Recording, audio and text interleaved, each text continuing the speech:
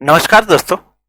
आज मैं आप लोगों के लिए बिहार एसएससी में प्रीवियस ईयर में पूछे गए प्रश्नों को लेकर के आए हैं और अगर आप किसी भी एग्जाम की तैयारी कर रहे हो तो आपके लिए इंपॉर्टेंट होगा।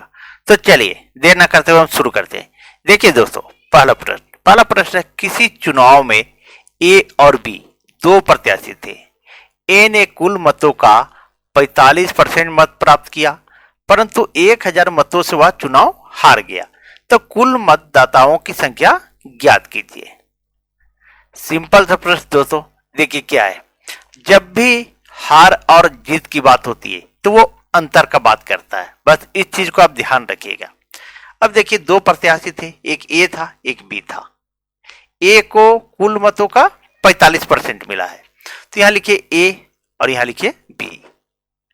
अब जो ए को जब 45% मिला है तो जब भी परसेंटेज होती है तो 100% होता है। कितना होता है दोस्तों? तो 100% होता है। जब ए को 45% मिला तो बी को कितना मिला होगा? 55% मिला होगा। ठीक है।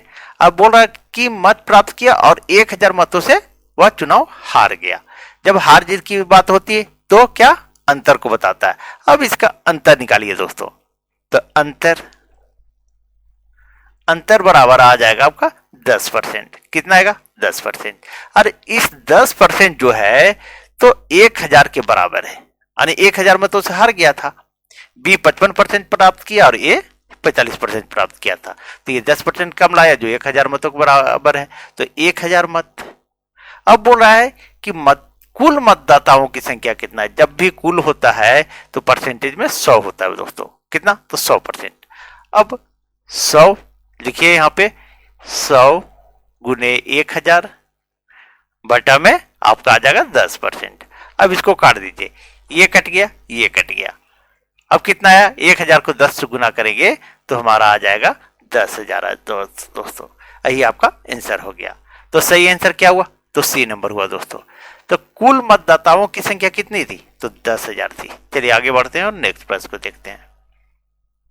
अब देखिए दूसरा नंबर प्रश्न आपका, दिए गए चित्र में प्रश्न चिन्ह के स्थान पर सही अंक का चुनाव करें। अब देखिए दोस्तों, कुछ भी नहीं करना है आपको, सिंपल सा है। देखिए कैसे बनेगा, मैं बता रहा हूं। ये 12 और ये 8 को क्या करें कि 80 आ जाए। तो हम ऐसा करते हैं, 12 का स्क्वायर करते हैं तो 144 आएगा। और फिर जो है इस 8 का स्क्वायर करेंगे तो हमारा 64 आ जाएगा।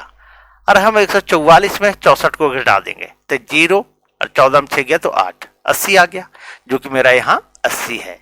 उसी तरह इसका भी देखते हैं दूसरे नंबर में कि इसी तरह आया है। तो फिर 16 का स्क्वायर करेंगे तो 256 आ जाएगा। और ये 7 का स्क्वायर करेंगे तो 7 का स्क्वायर किए तो 7 का स्क्वायर कितना आया? तो 49 आया दोस्तों। अब हम इसको घटा के देखते हैं, 16 में 9 गया तो 7 और 4 में 4 गया तो 0 और ये 207, ये भी आ गया दोस्तों। ठीक है। तो अब यही मेथड हम यहां भी यूज करेंगे। तो 25 का स्क्वायर करेंगे तो 625 आ जाएगा। और फिर जो है 21 का स्क्वायर करेंगे तो 441 आ जाएगा दोस्तों। अब इसको घटा दीजिए, 5 में 1 गया तो 4, 12 में 4 गया तो 8 और यहाँ 5 में 4 गया तो 1, यानी 184। यही आपका आंसर हो गया दोस्तों। तो सही आंसर क्या हुआ? तो ए नंबर हुआ दोस्तों।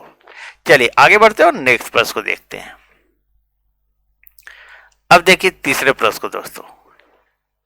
ये बिहार एसएससी में पूछे गए प्रश्नों को मैं लेकर के आया हूं दोस्तों। एक सूचना दे रहा हूं, क्या है कि आप लोगों ने वोट किया था कि 5 बजे शाम में बिहार एसएससी के लिए मैथ जी के रीजनिंग लेकर आए, तो आज से मैं 5 बजे लेकर के आऊंगा। चलिए आप लोग 5 बजे जरूर वीडियो देखें दोस्तों।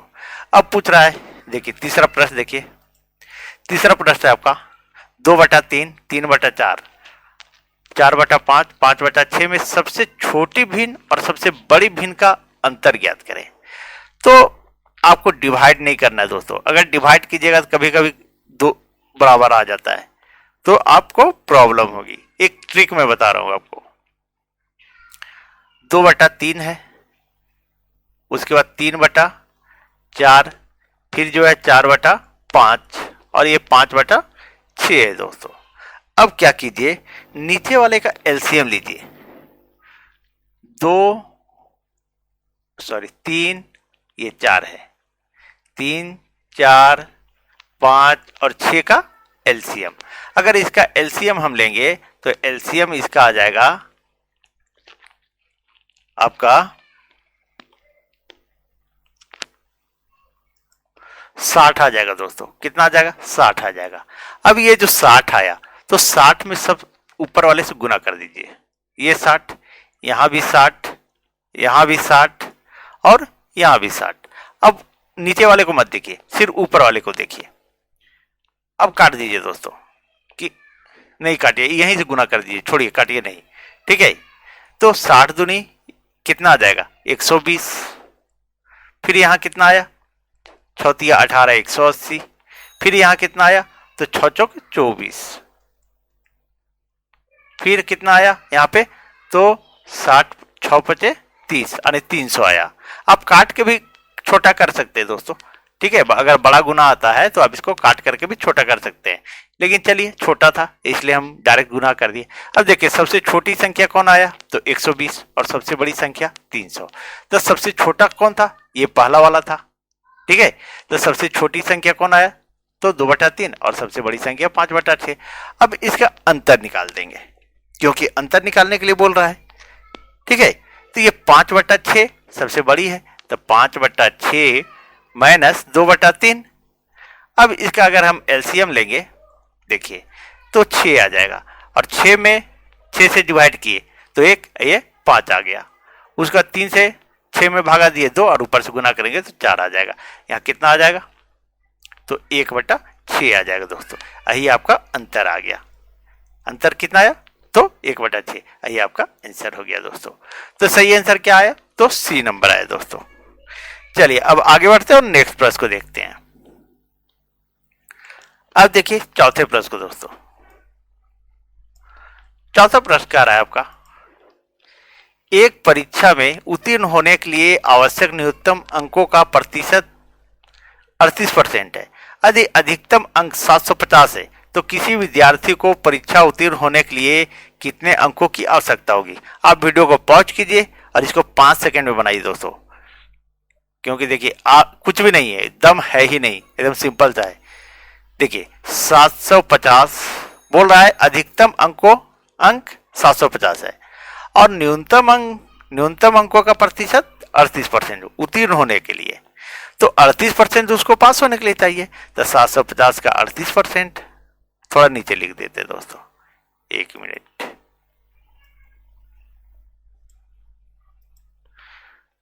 तो 750 का 38% निकाल दीजिए, सिंपल सा है। अब काटिए, ये 0 कट गया, तो 5 दूनी 10 और 5 से काटिए तो 15 पचे 75। अब इसको काटिए 2 से तो 19 दूनी 38, और 19 को 15 से आप जो गुना कीजिएगा तो आपका आ जाएगा 285 दोस्तों। यही आपका आंसर हो जाएगा। तो सिंपल सा प्रश्न था दोस्तों, तो इसका आंसर 285 है। चलिए आगे बढ़ते हैं और नेक्स्ट प्रश्न को देखते हैं। अब देखिए 5वां नंबर प्रश्न दोस्तों। 5वां नंबर प्रश्न है आपका, नीचे दी गई जानकारी के आधार पर सवालों को जवाब दीजिए। यदि प्लस को गुना लिखा जाता है तथा माइनस को प्लस लिखा जाता है तथा ये गुना को भाग और कहा, हाँ ठीक है, भागा को घटाव लिखा जाता है, तो इसका मान बताइए। चलिए देखिए दोस्तों, अब इस तरह प्रश्न में आपको सबसे पहले क्या करना है, इसको लिख लीजिएगा।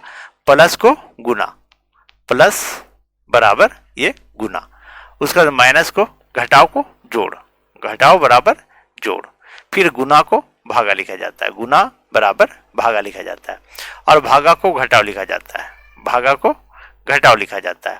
अब जैसे है लिखा हुआ दोस्तों उसी पर बैठा दीजिए 6। अब यहाँ है प्लस, तो प्लस का मान क्या है? गुना, तो गुना लिख दीजिए 7। अब गुना का चिन्ह है, तो गुना का चिन्ह है तो यहाँ भागा का चिन्ह है उसके बदले, तो गुना के बदले भागा का चिन्ह दे दीजिए, 3 आ गया। अब है घटाव, घटाव के बदले यहाँ जोड़ है 8, और भागा के बदले ये घटाव था दोस्तों, क्या था? घटाव था। अब यहाँ घटाव का चिन्ह दे दीजिए 20।